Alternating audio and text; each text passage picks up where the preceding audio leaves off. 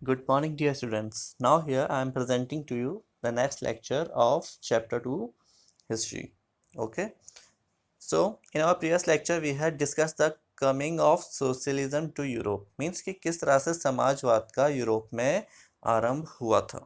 जो वहाँ के सोशलिस्ट थे, जो कि ये मानते थे कि किसी भी प्रॉपर्टी पर व्यक्तिगत नहीं बल्कि समाज का पूरा अधिकार होना चाहिए, तभी उसे राष्ट्र के लिए हम पूरा योगदान दे पाएंगे। Okay, so how could a society without property operate. तो अगर इस तरह की बात हम कहें या समझें तो हम पूछ सकते हैं कि कैसे कोई सोसाइटी बिना किसी प्रॉपर्टी के ऑपरेट होगी। What would be the basis of socialist society. और ये जो सामाजिक सोसाइटी बनेगी, सोशलिस्ट सोसाइटी बनेगी, इसका क्या बेसिस होगा, क्या आधार होगा। Okay, now let's continue. Socialist had different vision of the future. ये जो समाजवादी थे, इनके भविष्य को लेकर अलग विचारधाराएं थी। Some believed in the idea of cooperatives. कुछ का कोऑपरेटिव्स यानी जिसमें दो ग्रुप्स या दो से ज़्यादा ग्रुप्स के बीच में कुछ म्यूचुअल अंडरस्टैंडिंग हो, कुछ कॉमन एम हो, उसको लेकर एक ग्रुप बनाया जाए। Robert oven, a leading English manufacturer, sought to build a cooperative community called new harmony in Indiana. और इसी तरह से रॉबर्ट ओवन, जो कि एक उस समय बहुत ही प्रसिद्ध व्यवसायी थे, मैन्युफैक्चरर्स थे, उन्होंने एक कोऑपरेटिव कम्युनिटी इसी तरह की बनाई जिसे न्यू हार्मनी इन इंडियाना, जो कि यूएसए में ये नाम दिया गया।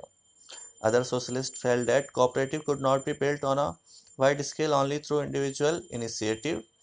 जबकि कुछ लोगों का इनमें से ये मानना था कि ये कोऑपरेटिव बहुत बड़े स्केल पे हम नहीं बना सकते। They demanded that government encourage cooperatives. और इनका मानना था कि सिर्फ व्यक्तिगत प्रयास ही नहीं बल्कि सरकार की तरफ से भी इन कोऑपरेटिव्स को बनाने में मदद दी जानी चाहिए। In France for instance, Louis Blanc wanted the government to encourage cooperative and replace capitalist enterprises। और फ्रांस में भी इस तरह से लुइस ब्लैंक एक व्यक्ति था जिसने गवर्नमेंट के सामने ये प्रश्न रखा या इच्छा जताई कि उन्हें कोऑपरेटिव्स को एनकरेज करना चाहिए और जो भी कैपिटलिस्ट थे, पूंजीवादी लोग थे, उन्हें इसके साथ, कोऑपरेटिव के साथ रिप्लेस करना चाहिए। These cooperative were to be association of people who produce good together and divide the profit according to the work done by members। In cooperative का क्या वर्क होता था? ये कोऑपरेटिव ऐसे एसोसिएशन होते थे लोगों के द्वारा बनाए हुए जो कि एक जैसा ही सामान बनाते थे और उन्हें बेचते थे। तो इन कोऑपरेटिव्स में उन लोगों का एक ग्रुप बनाया जाता है और वो सभी अपना जो भी सामान उन्होंने एक बनाया है उसको एक व्यक्ति आगे उस सामान को बेचकर जो भी प्रॉफिट होता है इन कोऑपरेटिव के सदस्यों में बराबर बांट देता था। तो इस तरह से जब ग्रुप फॉर्म होता था तो लोगों के काम करने की क्षमता बढ़ जाती थी और प्रॉफिट ज़्यादा होता था। Karl Marx and Friedrich Engels added other ideas to this body of argument. जबकि कार्ल मार्क्स और फ्रेडरिक एंगल्स, जो कि इसी तरह के व्यक्ति थे, उन्होंने इसमें कुछ नई विचारधाराओं को जोड़ा। Marks argued that industrial society was capitalist.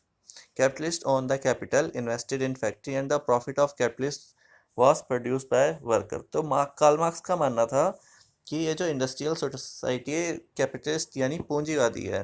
इसमें जो पूंजीवादी व्यक्ति होता है वो अपनी फैक्ट्री में पैसा लगाता है और उसका जो भी प्रॉफिट होता है वो उस फैक्ट्री में काम करने वाले मजदूरों के द्वारा होता है, उनकी मेहनत से ही होता है। The condition of worker could not improve as long as this profit was accumulated by private capitalists। और जब जब तक इन प्राइवेट फैक्ट्रीज या जो पूंजीवादी लोग हैं ये अपना प्रॉफिट गरीब मजदूरों में बराबर से नहीं बांटेंगे, तब तक इन मजदूरों का भला नहीं हो सकता। Worker had to overthrow capitalism and the rule of private property. और इसी तरह से ये जो मजदूर यहाँ पर काम कर रहे हैं इन्हें कैपिटलिज्म के विरुद्ध आवाज़ उठानी चाहिए। Marx believed that to free themselves from capitalist exploitation, workers had to construct a radically socialist society where all property was socially controlled। और उसका मानना था कि इस पूंजीवादी व्यवस्था से लड़ने के लिए इन मजदूरों को एक संगठन बनाना चाहिए जो कि सोशलिस्ट सोसाइटी का गठन करे और जिसमें जो प्रॉपर्टी हो वो समाज के द्वारा नियंत्रित हो, ना कि किसी एक व्यक्ति के द्वारा। This would be a communist society, और इस तरह की सोसाइटी को कम्युनिस्ट सोसाइटी यानी कम्युनिटी के द्वारा बनाई गई सोसाइटी कहते हैं। He was convinced that worker would trump in their conflict with capitalist, और उन्हें पूरा विश्वास था कि जो वर्कर हैं उन्हें अपने इस संघर्ष में जीत मिलेगी। A communist society was the natural society of the future, और उनका मानना था कि एक कम्युनिस्ट सोसाइटी ही नेचुरल सोसाइटी हो सकती है भविष्य में, यही असली सोसाइटी है।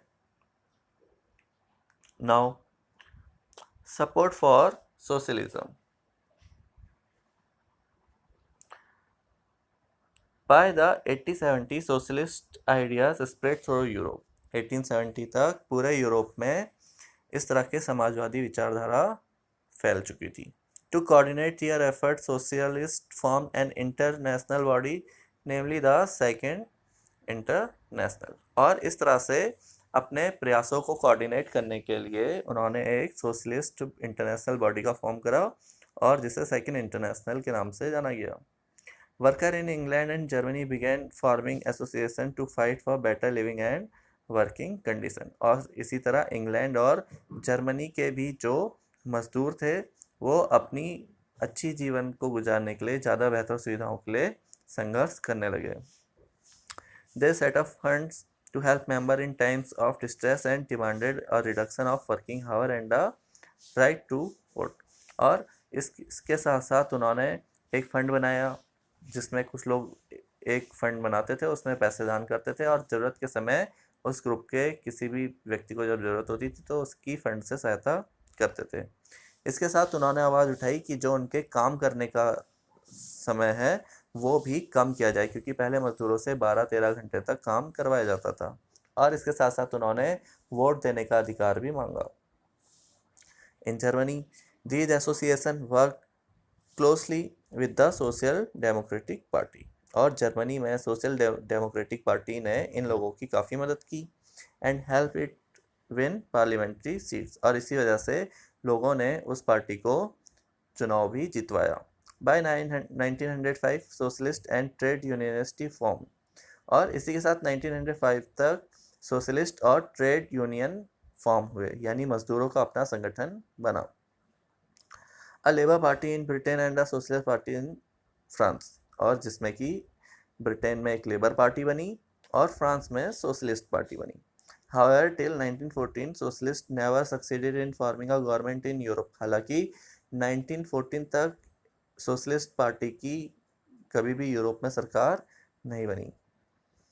Represented by a strong figure in parliamentary politics, their idea did shape legislation, but government continued to be run by conservative, liberal and radicals.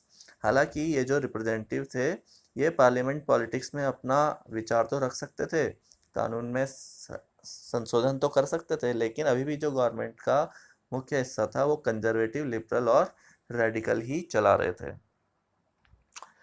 Here a painting is also given us, like this is a painting of the Paris Commune of 1871 from Illustrated London News. ये यहाँ पर एक चित्र हमें दिया गया है जो कि एक पेंटिंग बनाई गई है पेरिस में जब दंगे हुए थे 1871 में, और लंदन न्यूज़ में उस समय ये खबर छपी थी। It portrays a scene from the popular uprising in Paris between March and May 1817, और इसमें एक दृश्य को दर्शाया गया है जो कि पेरिस में मार्च और मई 1871 के मध्य का है।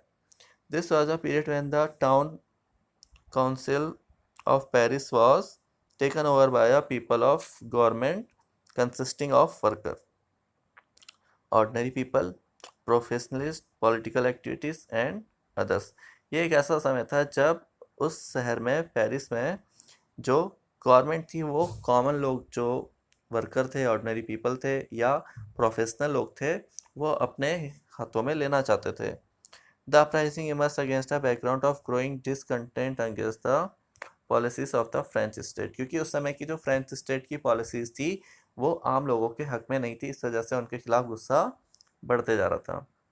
The Paris commune was ultimately crushed by government troops, but it was celebrated by socialists the world over as a prelude to a socialist revolution। हालांकि इस विद्रोह को दबा दिया गया, लेकिन फिर भी सोशलिस्ट इस विद्रोह को पहला क्रांतिकारी समाजवादी रेवोल्यूशन मानकर सेलिब्रेट करते हैं। The Paris commune is also popularly remember for two important legacies. Paris commune को दंगों को दो बातों के लिए जाना जाता है। One for its association with the worker red flag. सबसे पहले जो वर्कर थे वो लाल झंडा फहराकर आगे अपने आंदोलन को बढ़ा रहे थे। That was the flag adopted by the communists, क्योंकि ये कम्युनिस्ट्स का झंडा होता है। Revolutionary in Paris. Two second जो बात थी, for the Marseillaise originally written as a war song in 1792, और इसी में दंगों में एक सॉन्ग भी जिसे मैर्सिलियस कहा जाता है वो लिखा गया था। It become a symbol of the commune and the of the struggle for liberty, और बाद में चलकर ये कम्यून का जो भी स्ट्रगल था, इस दंगे में जो भी संघर्ष किया गया था, उसकी आज़ादी के लिए ये सॉन्ग बहुत ही फेमस था। तो इस तरह से ये दो बातें उस समय के आंदोलन से मुख्यतः निकल कर आई थी। Okay, so dear student, this is for today. In our next chapter we will discuss the Russian revolution, यानी रसिया में किस तरह से क्रांति शुरू हुई थी, उसको हम डिटेल में डिस्कस करेंगे। If you have any doubt and question you can ask it to me. Okay, thank you, have a good day.